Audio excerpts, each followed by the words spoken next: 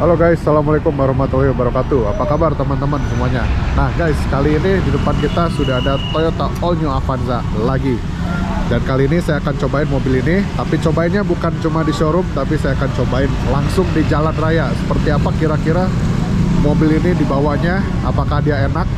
Udah gitu, saya akan cobain fitur TSS-nya langsung di jalan tol. Apakah dia berfungsi dengan baik teman-teman? Oke, sebelum itu yuk kita lihat bagian dalamnya.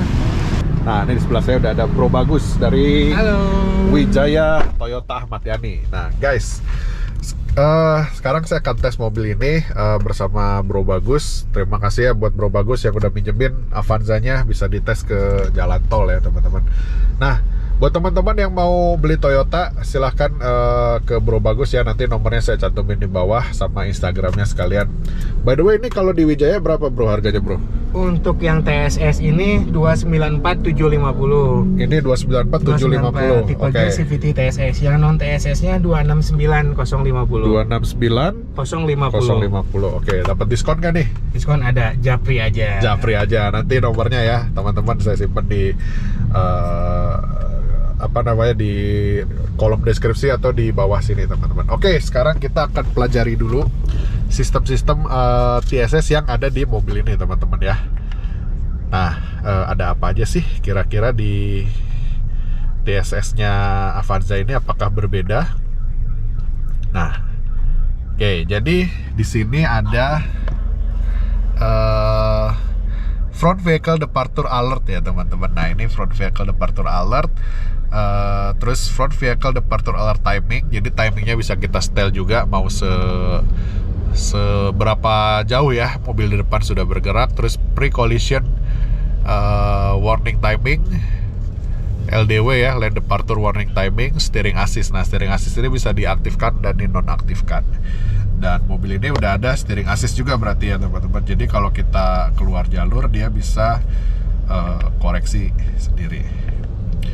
Nah, ini blind spot monitoring, rear cross traffic alert, dan mirror indicator luminance. Ya kurang lebih hampir sama kayak Veloz ya teman-teman. Hampir gak ada bedanya, cuma bedanya ini displaynya masih analog seperti ini. Kalau kalau si Veloz dia udah full digital. Oke, sekarang kita cobain aja mobilnya seperti apa rasanya.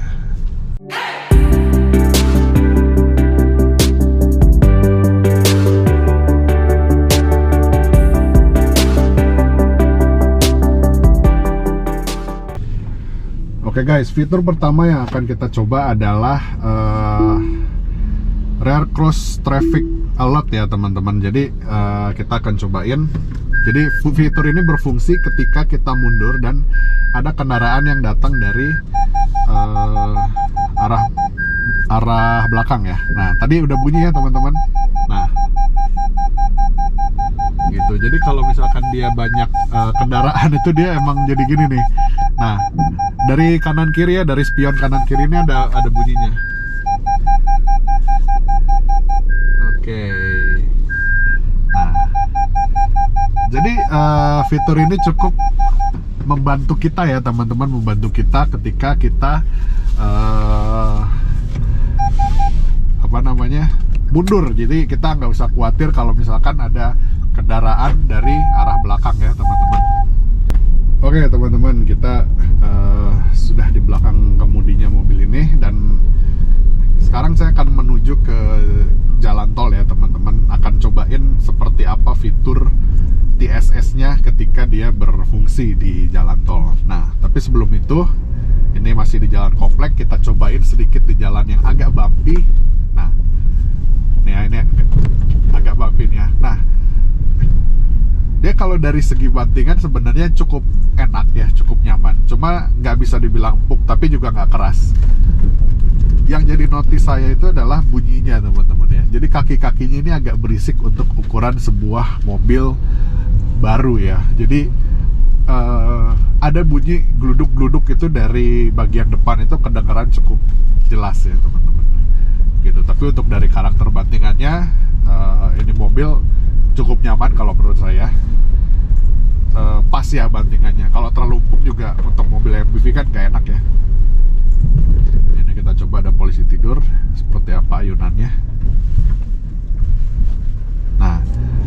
bagian biasanya ya mobil MPV ini bagian belakangnya tuh keras banget, atau perbandingan rasio dengan yang depan itu jauh lebih keras yang belakang. Tapi kalau di Avanza dan di Veloz ya teman-teman, itu dia cenderung lebih balance ya, lebih sama. Jadi bagian depan dengan bagian belakang itu empuknya sama. Nah yang saya nggak tahu nih, ketika mobil ini diisi oleh 7 orang penumpang ya, apakah rasa belakangnya itu bakal mentok seperti kasus di Toyota Calya ya, itu sempat jadi isu juga. Saya kurang tahu juga karena belum dicoba banyak orang. Tapi kalau kita berpenumpang sedikit kayak gini ya, cuma 2 orang, itu kehitungnya masih sangat nyaman ya untuk bandingkan belakangnya teman-teman. Gitu. Kalau dibanding sama Avanza yang lama jauh. Avanza yang lama kan belakangnya keras banget ya. Nah kalau ini tuh depan sama belakang itu empuknya cenderung sama. Oke guys, mumpung ada jalan kosong, kita coba sedikit tes akselerasinya ya teman-teman.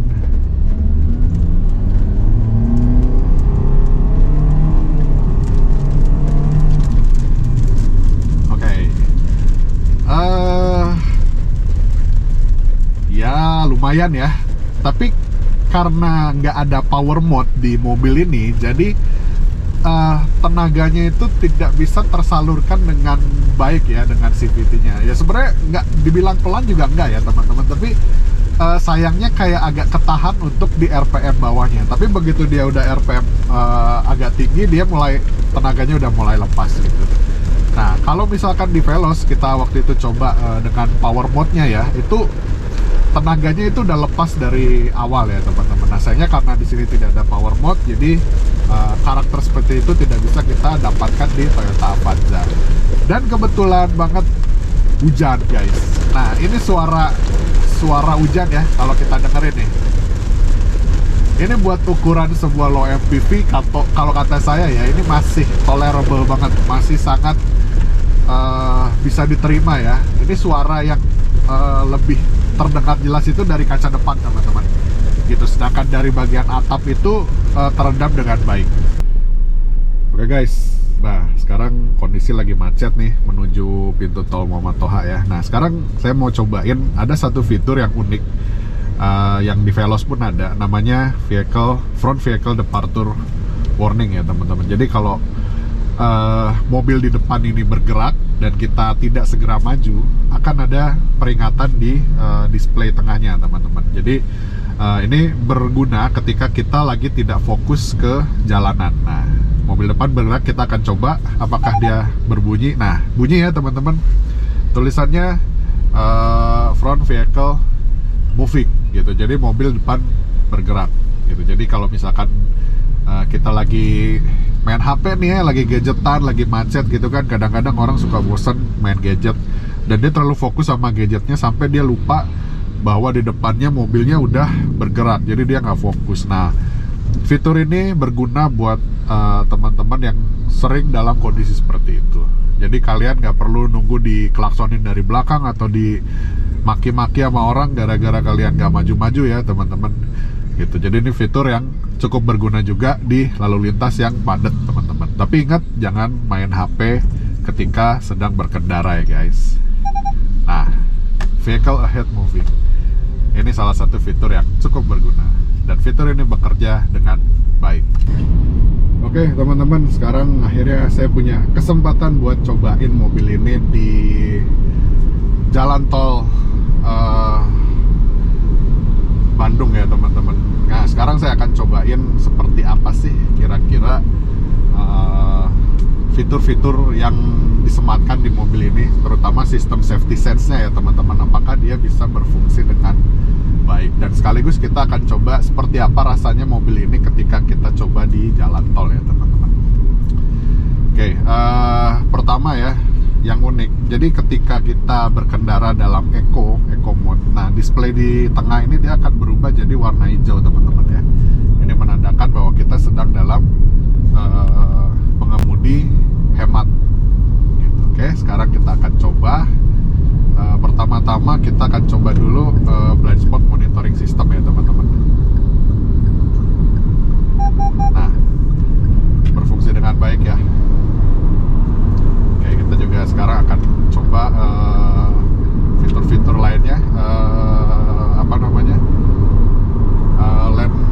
tesis ya, kita akan coba. Kalau ada jalan yang kosong kita akan coba ya. Nah, dia bisa kembali ke posisi semula teman-teman. Yang penting gini, kecepatan kita di atas 80 km per jam teman-teman. Jadi dia akan mengembalikan setir ke posisi semula kalau kita keluar jalur tanpa menggunakan sen ya. Kita coba sedikit lagi. Nah, ya, dia mengkoreksi teman-teman. Nah, ya, walaupun emang kesannya jadi mobilnya goyang-goyang, tapi fitur ini sangat berguna ketika kita nggak fokus ya, ketika kita lagi nggak fokus di jalan. Oke, sekarang kita coba sedikit tarikannya seperti apa. Oke, ya emang di tarikan setelah 80 ke atas mungkin agak sedikit berat, tapi no problem lah. Nah, jadi kalau kita keluar jalur ya teman-teman tanpa menggunakan sen, dia akan mengkoreksi setirnya sendiri. Nah, dia akan kembali lagi ke tengah gitu guys. Jadi memang fitur ini sangat berguna ketika kita berada di jalan tol ya. Nah, untuk pre-collision system sengaja tidak saya coba karena sangat berisiko ya teman-teman. Kalau sampai terjadi sesuatu juga, kalau kita celaka sendiri mungkin nggak masalah, tapi kalau kita bawa orang lain kan ya nggak memungkinkan lah gitu. Jadi cuma berdasarkan hasil tes beberapa orang yang memang sudah pakai fitur itu, terkadang memang suka kagok ya, tapi sebenarnya dia bisa berfungsi dengan baik juga gitu guys. Oke, jadi untuk fitur-fitur safety sense-nya di mobil ini bekerja dengan sangat baik. Untuk dibawa di jalan tol juga dia cukup oke, cukup enak. Hanya suara-suara dari luar emang agak sedikit mengganggu ya teman-teman, terutama suara dari ban sama dari mesin. Oke teman-teman, jadi kira-kira begitulah hasil tes saya dengan Toyota Avanza ini. So far ya, mobil ini masih worth it untuk kita beli. Tapi kalau kita bandingin sama saudaranya, sama Veloz, saya tetap lebih milih Veloz ya. Seperti yang saya pernah bilang di video Avanza yang sebelumnya, kalau misalkan kita compare dengan Veloz ya, kita